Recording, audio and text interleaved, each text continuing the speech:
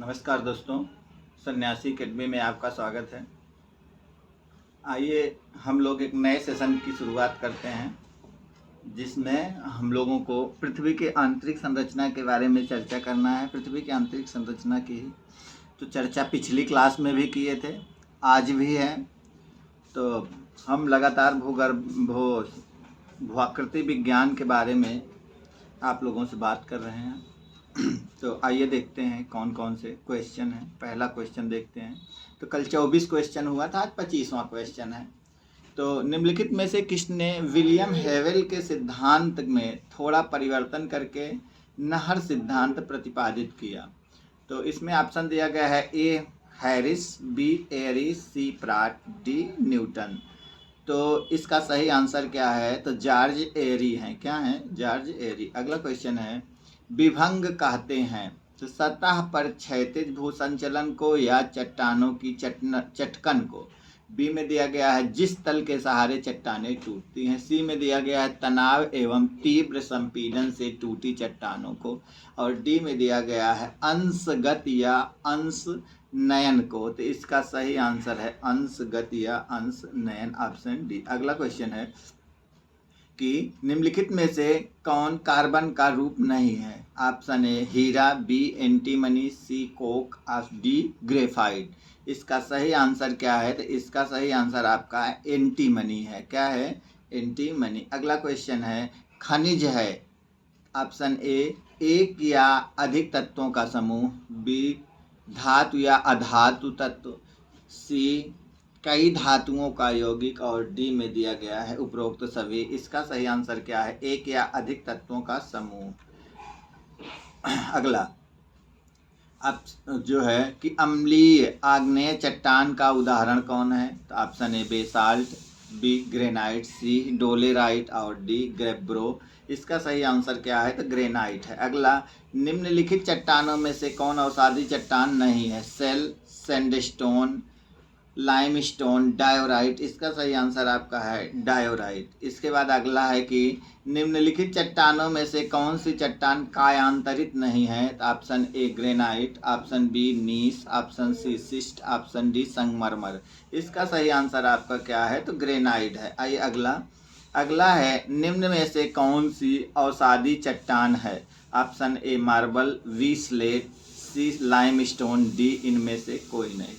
तो इसका सही आंसर क्या है? लाइमस्टोन है। आइए, पृथ्वी के तल के नीचे पिघली चट्टान को कहते हैं बेसाल्ट, लैकोलिथ, बैथोलिथ या फिर मैग्मा। तो इसका सही आंसर क्या है? मैग्मा।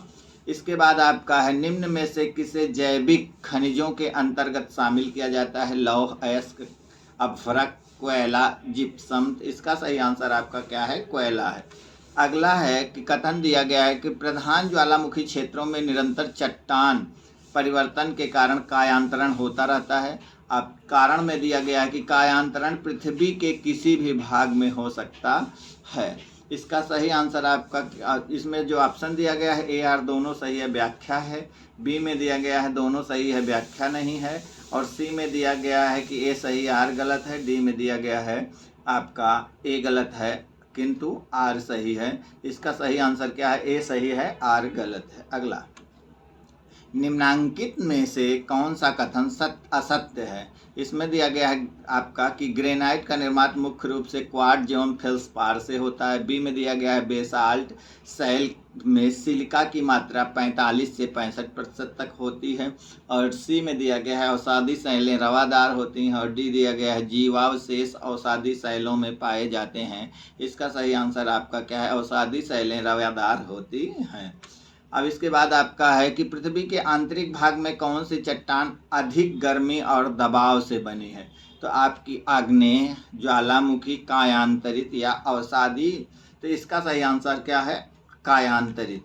इसके बाद अगला है कि मोड़ पैमाना में निम्न में से किसका मापन किया जाता है? ऑप्शन ए मृदा संस्तरों की मोटाई, बी मृदा जल की मात्रा, सी चट्टानों की कठोरता, डी मृदा में अम्लीयता की मात्रा।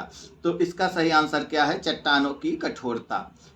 ग्रेनाइट की गणना किस प्रकार की चट्टानों में की जाती है? आग्नेय, अधिवितलीय या प्लूटोनिक, सी में दिया गया है अवसादी, डी दिया गया है कायांतरित। इसका सही आंसर क्या है? अधिवितलीय या प्लूटोनिक। इसका आंसर आपका ये हो गया। अगला है, जानवरों, वनस्पतियों एवं सूक्ष्म जीवों के अवशेष किस प्रकार की चट्टानों में पाए जाते हैं? अधिवितलीय, आग्नेय, अवसादीय या फिर आपका कायांतरित। इसका सही आंसर आपका ऑप्शन सी है, क्या? अवसादीय। इसके बाद अगला है, निम्नलिखित में से कौन सी चट्टान कायांतरित नहीं है? तो गैब्रो, हीरा, स्लेट और ग्रेफाइट। इसका सही आंसर क्या है? तो गैब्रो है।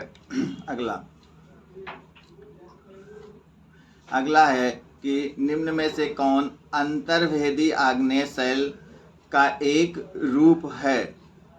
तो आपका ए हो जाएगा लावा पठार, बी लावा शंकु, सी लैकोलिथ, डी ज्वालामुखी कुंड। इसका सही आंसर आपका क्या हो जाएगा? लावा शंकु हो जाएगा। इसके बाद आपका है, पृथ्वी का तल 98.5 भाग निर्मित है किससे?